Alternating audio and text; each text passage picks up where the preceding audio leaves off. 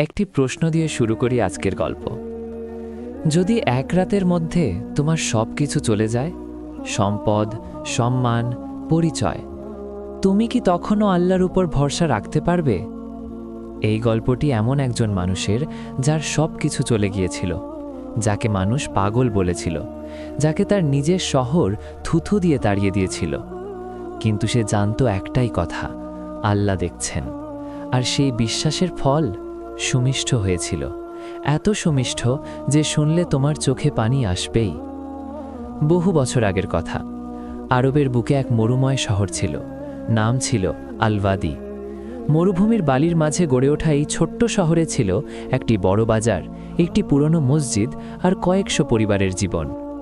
সেই শহরে বাস করত ইউসুফ ইবনে কামাল। বয়স তখন তার 40-এর কোঠায়। মাথা ভর্তি কালো চুলে সামান্য পাক ধরেছে, চোখে সবসময় এক ধরনের শান্তি, যেন ভেতর থেকে কেউ আলো জ্বেলে রেখেছে। ইউসুফ ছিলেন এই শহরের সবচেয়ে সম্মানিত কাপড়ের ব্যবসায়ী। তার দোকানে দূর দূরান্ত থেকে কাফেলা আসত। ইয়েমেন থেকে আসত রেশমি কাপড়, পারস্য থেকে আসত রঙিন শাল, মিশর থেকে আসত সুতার বান্ডিল। কিন্তু ইউসুফের সবচেয়ে বড় সম্পদ ছিল তার চরিত্র। প্রতিদিন ফজরের আজানের আগে সে উঠত, অন্ধকারে একা বসে কাঁদত আল্লাহর সামনে। দোকান খোলার আগে 2 রাকাত নামাজ পড়ত। কেউ বাকিতে কিনতে চাইলে সে না বলতো না। গরিব এলে সে কাপড় দিত, টাকা না নিয়ে। শহরের মানুষ বলতো, ইউসুফের দোকানে গেলে বরকত আসে। আর ইউসুফ হাসতে বলতো, বরকত আল্লাহর কাছ থেকে আসে, আমি শুধু উসিলা। তার স্ত্রী মারিয়াম ছিলেন তার জীবনের আলো। 2টি ছেলে, বড়জন আদম, ছোটজন ইব্রাহিম। সংসার ছিল হাসিতে ভরা। রাতে চাঁদের আলোয় আঙিনায় পরিবার একসাথে খেত, গল্প করত, কুরআন পড়ত। জীবন ছিল যেন স্বর্গের একটুকু ছায়া। কিন্তু মানুষ ভুলে যায়, দুনিয়ার সুখ কখনো স্থায়ী নয়।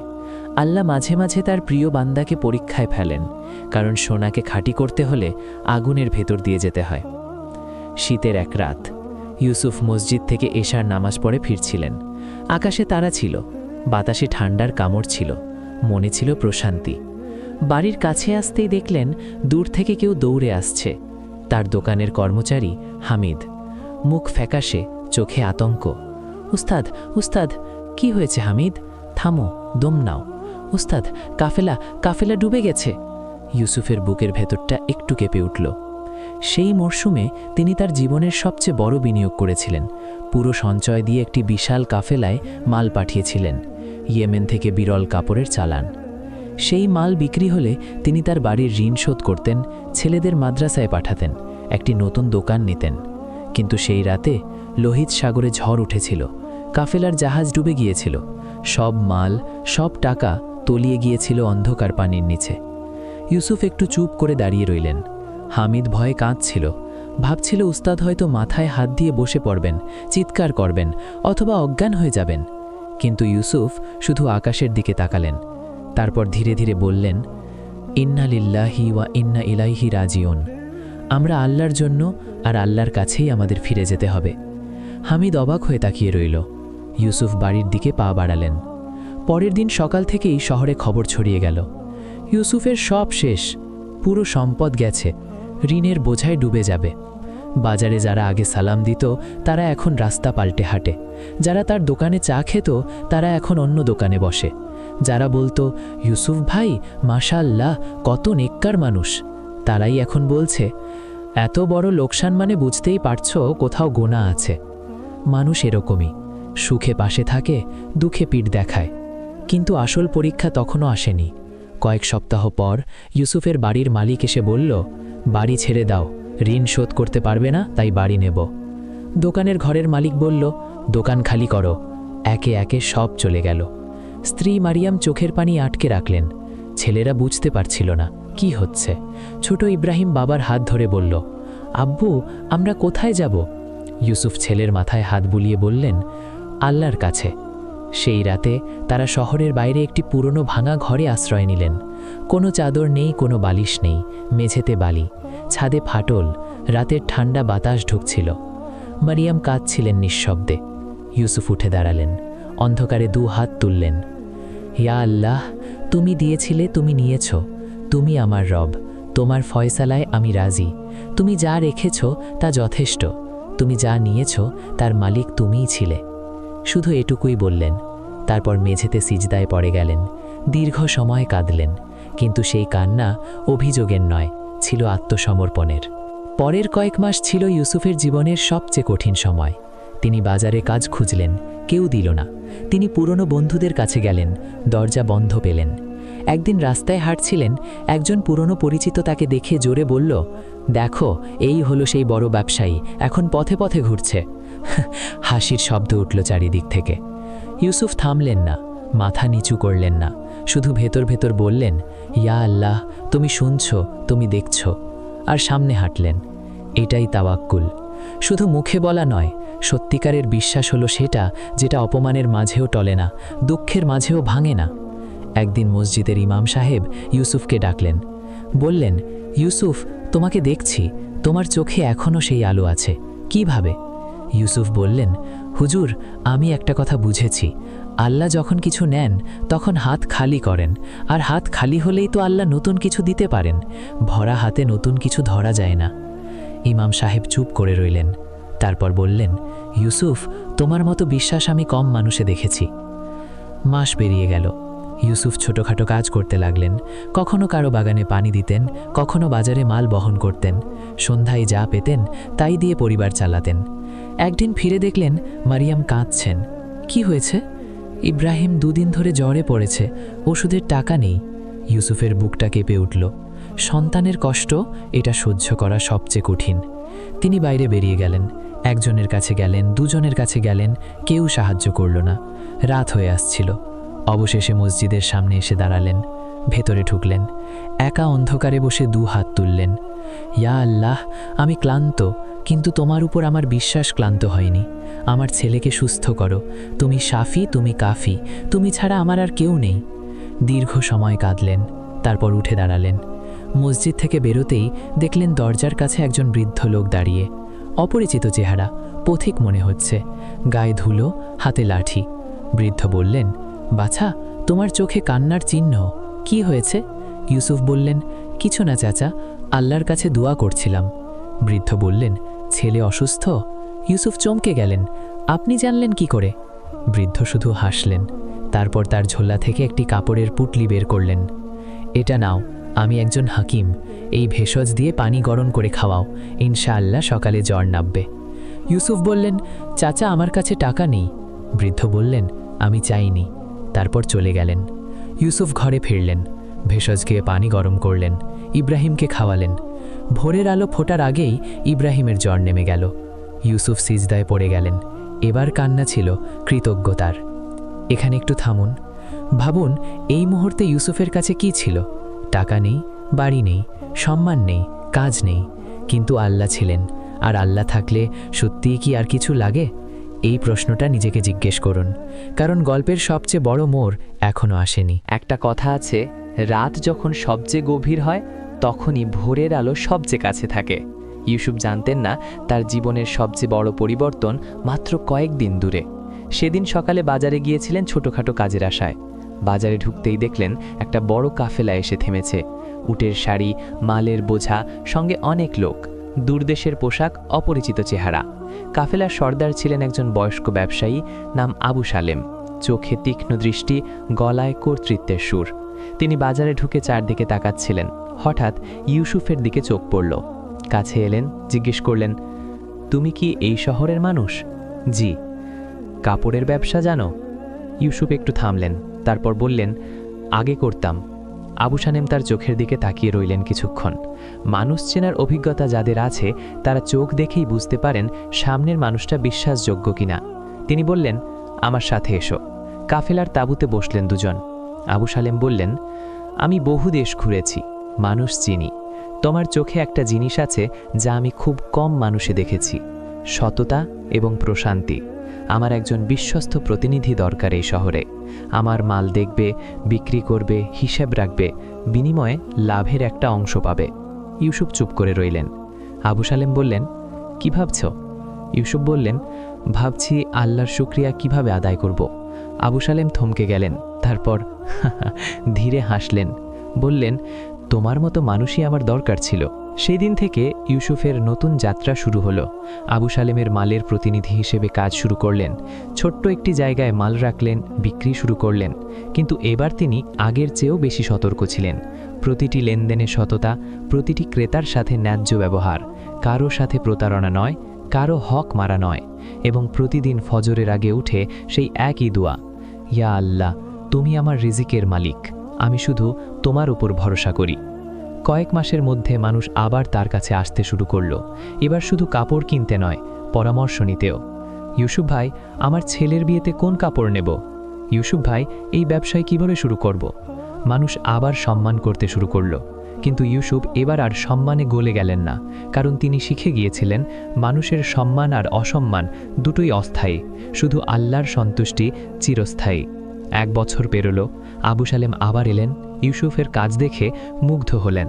বললেন, ইউসুফ, আমি তোমাকে একটা প্রস্তাব দিতে চাই। আমার ব্যবসায় তুমি অংশীদার হও, তোমার নামে একটা দোকান খোলো, লাভ ভাগ করব।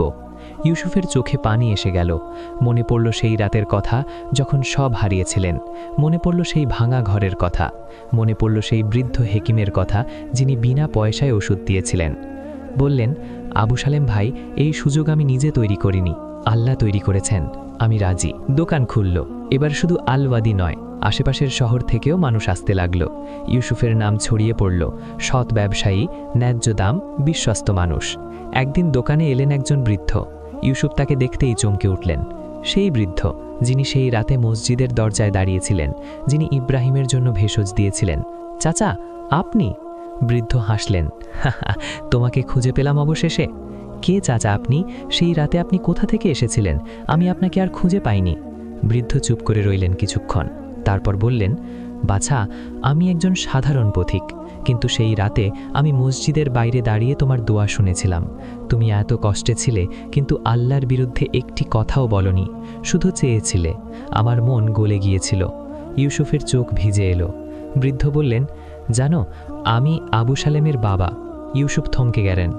আমি আবু সালেমকে বলেছিলাম এই শহরে যেতে, তোমার কথা বলেছিলাম এই মানুষটির সাথে ব্যবসা করো, জীবনে ক্ষতি হবে না। ইউসুফ কিছু বলতে পারলেন না, শুধু অনুভব করলেন আল্লাহ কিভাবে কাজ করেন। সেই রাতে যখন তিনি একা মসজিদে কাঁদছিলেন, আল্লাহ তখনই তার সাহায্যের ব্যবস্থা করে রেখেছিলেন, একজন পথিক বৃদ্ধের মাধ্যমে, যার ছেলে ছিলেন এক বড় ব্যবসায়ী। মানুষ ভাবে সাহায্য আসে না, আসলে সাহায্য আসছেই, শুধু আল্লাহর নির্ধারিত সময়ে। কয়েক মাস পরের কথা। বাজারে ইউসুফের দোকান এখন সবচেয়ে পরিচিত। সেই পুরনো পরিচিত মানুষরা যারা একদিন রাস্তা বদলে হাঁটত, তারাই এখন আসছে। একজন এসে বলল, ইউসুফ ভাই, আপনি বড় হয়েছেন, মাফ করে দিন আমাদের। ইউসুফ হাসলেন, বললেন, ভাই, আমি কাউকে দোষ দিইনি। তুমি যা করেছিলে সেটা মানুষের স্বভাব, আর আমি যা পেয়েছি সেটা আল্লাহর রহমত, দুটো আলাদা বিষয়। লোকটা লজ্জায় মাথা নিচু করল। ইউসুফ বললেন, বসো, চা খাও। এটাই ইসলাম, কষ্ট দেওয়া মানুষকেও ক্ষমা করা, কারণ যে ক্ষমা করতে পারে সে বুঝেছে আসল হিসাব আল্লাহর কাছে, মানুষের কাছে নয়। 2 বছর পেরিয়ে গেল। ইউসুফের দোকান এখন শহরের সবচেয়ে বড় কাপড়ের দোকান। আবার বাড়ি হয়েছে, এবার আগের চেয়েও বড়। আবার পরিবার একসাথে, আবার হাসি, আবার কোরআন, আবার শান্তি। কিন্তু এবারের সুখ আগের চেয়ে আলাদা। আগে সুখে একটা ভয় ছিল, হারিয়ে যাবে তো না।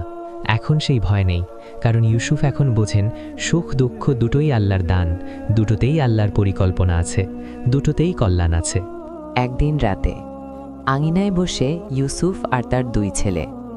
আদম জিজ্ঞেস করল, আব্বু, যখন সব চলে গিয়েছিল তখন তোমার মনে কি কখনো রাগ হয়নি আল্লাহর উপর? ইউসুফ অনেকক্ষণ চুপ থাকলেন, তারপর বললেন, বাবা, একটা কথা বলি। মনে আছে তুমি যখন ছোট ছিলে, একদিন খেলতে গিয়ে পড়ে গেলে, হাঁটুতে রক্ত বেরিয়েছিল, আমি ওষুধ লাগিয়েছিলাম, সেটা জ্বলেছিল, তুমি কাঁদছিলে, কিন্তু আমি থামাইনি, কারণ জানতাম একটু কষ্ট না হলে ক্ষত সারবে না। আদম মাথা নাড়ল। আল্লাহ আমাদের পিতার চেয়েও বেশি ভালোবাসেন। তিনি যখন কষ্ট দেন তখন বুঝতে হবে তিনি আমাদের কোথাও সারিয়ে তুলছেন। হয়তো আমার অহংকার ছিল, হয়তো আমি ভুলে যাচ্ছিলাম যে সম্পদ তার, আমি শুধু আমানতদার। কষ্ট এসে সেটা মনে করিয়ে দিয়েছে। ছোট ইব্রাহিম বলল, আব্বু, তাহলে কষ্ট কি ভালো জিনিস? ইউসুফ হাসলেন, বললেন, কষ্ট ভালো না খারাপ সেটা নির্ভর করে তুমি সেটা নিয়ে কি করো তার উপর।